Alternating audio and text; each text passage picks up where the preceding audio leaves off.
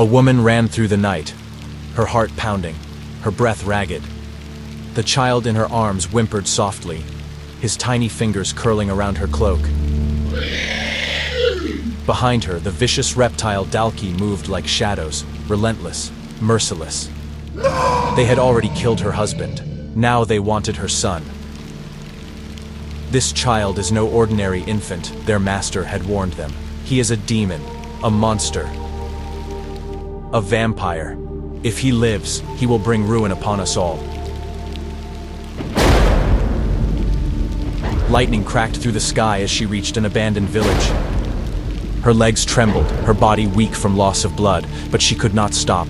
She wouldn't. She found an old, crumbling house and stumbled inside. Time was slipping away. With shaking hands, she placed the book of blood beside Quinn. The cover felt alive, pulsing like a heartbeat. She bit her lip, slicing her finger open, and let her blood fall onto the book. My son, you must survive. You must stay hidden until it is time. A shadow loomed behind her. The hunters had arrived. A blade flashed, a gasp. Silence. Camilla collapsed. From the infant's chest, a dark mist swirled, whispering in an ancient tongue. The hunters hesitated. The air itself seemed to shift, thick with something unnatural. Then it began. The book's power surged, lashing out like an unseen storm. One by one, the hunters fell, their screams swallowed by the darkness. The book was protecting Quinn, but just as the last hunter perished, one remained, wounded, barely standing, but alive. He staggered forward, his trembling hands closing the book shut. The power vanished. The shadows recoiled. He looked at the child, at Quinn, and let out a ragged breath. You may be the most powerful vampire, but you will never truly awaken. Not until this book opens again. His lips curled into a grim smile. And it will only open with your blood.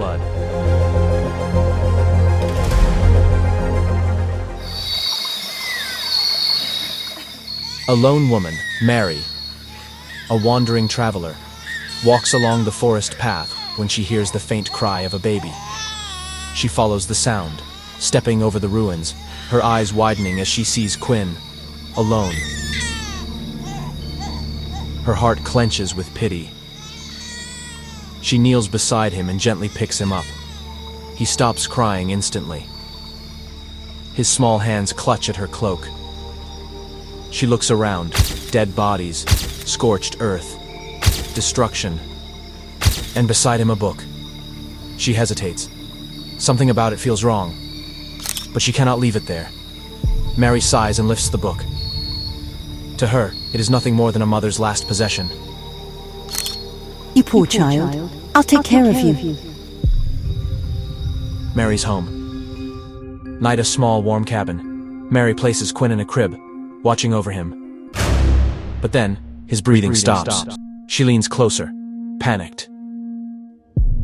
Suddenly, Quinn's tiny hands twitch.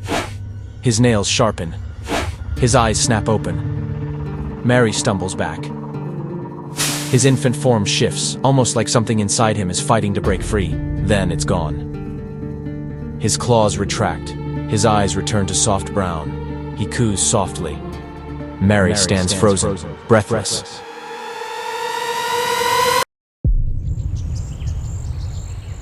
The next morning, she wraps him in blankets and takes him to an orphanage.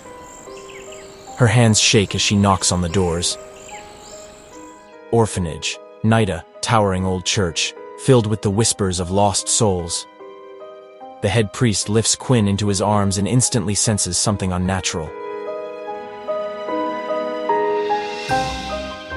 But he says nothing. He chooses to raise Quinn in secret. Night, far away, in the Dalki war base, the Dalki master watches through a swirling pool of dark energy. My strongest warriors fell, and the child still lives. his glowing red eyes narrow.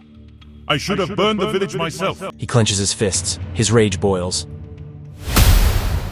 There is only one way to end this. Summon the shapeshifter. Night, a cold wind howls. A shadowy figure kneels before the gates of the orphanage. Flesh shifts. He becomes a small child. A 1-year-old boy abandoned at the doorstep. His eyes gleam for a second, before turning innocent and wide.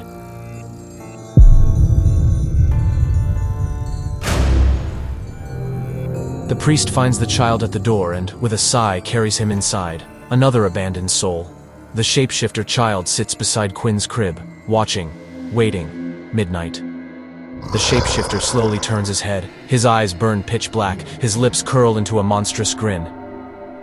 He raises his clawed hand, moves toward Quinn's sleeping form. Shadows rise around him, and then Quinn opens his eyes. His breath turns cold. His pupils sharpen. His heartbeat stops. Before the assassin can strike, little Quinn grabs his wrist. The entire room erupts. The shapeshifter's face contorts in horror. The boy he was sent to kill is awakening. The shapeshifter lunges, his form shifting into something grotesque. But Quinn moves first. Quinn lifts the creature by its throat. His red eyes glow in the candlelight.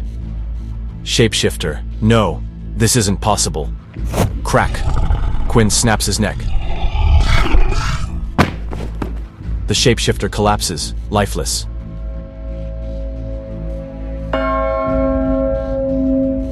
The church bells chime. Minutes later, Quinn, giggling innocently, playing with his blanket. The door creaks open. The priest enters. His eyes widen. His face turns pale. He sees the shapeshifter's lifeless body on the floor. Now, I understand who this child really is. And he needs to forget his powers until the time he spills his own blood. The Watchers and the Book of Blood after, witnessing Quinn kill the shapeshifter with terrifying ease. The priest is overcome with fear. He realizes that the child he has been raising is no ordinary boy. He is something far more dangerous. So he decided to kill him, determined to end it before it's too late. The priest grabs a dagger and approaches Quinn's crib. His hands shake as he raises the blade. But just as he is about to strike, a faint red light blinks in the darkness. Someone is recording him. A voice whispers from the shadows. We saw everything, Father. The priest freezes. His heart pounds. If you harm the child, the world will know your secrets. Trembling, the priest lowers the blade. He has no choice but to let Quinn live. That night, an anonymous letter appears in his room. Raise him, protect him, and when the time comes, let him be. But the priest can't shake the fear. What is Quinn? Who is watching? He searches for answers and tracks down Mary, the woman who brought Quinn to the orphanage, only to find that her house doesn't exist. It's as if she was never real. But in the empty space where her home should be, he finds a book. Not just any book, the Book of Blood.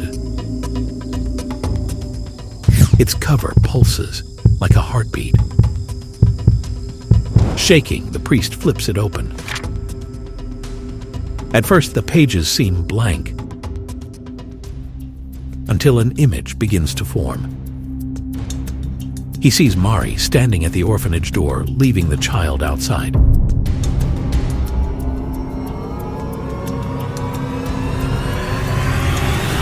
But as he looks closer, her reflection in the book shifts.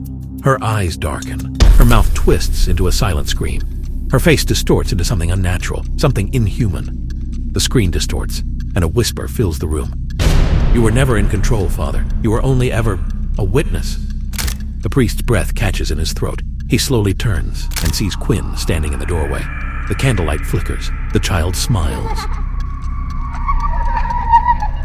His shadow moves, but his body does not. Then, from under his tiny fingers, the book opens on its own. The priest realizes the truth. He was never the one protecting the world from Quinn. The book was, and now it has chosen to awaken.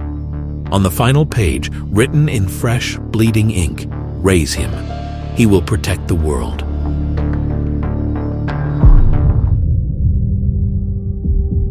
Quinn grew up in the orphanage under the priest's watchful eye, but the man never truly trusted him. He was given food, shelter, and education, but never love. The other children bullied him. Whispers followed him like shadows. He's different. Stay away from him. Something's not right about him. In a world where people were born with powers, strength, speed, abilities beyond human, Quinn had nothing. Or so he thought. What happens when Quinn discovers he's the deadliest vampire ever born? How does his own blood awaken a power hidden deep within? Will he finally take revenge on those who bullied him? And his new college, will it help him uncover the truth, or become the place that destroys him? What's coming will shake everything, and it will shock you. Please subscribe to the Pocket FM YouTube channel and press the bell icon for instant notification. Check out our channel for more such exciting shows.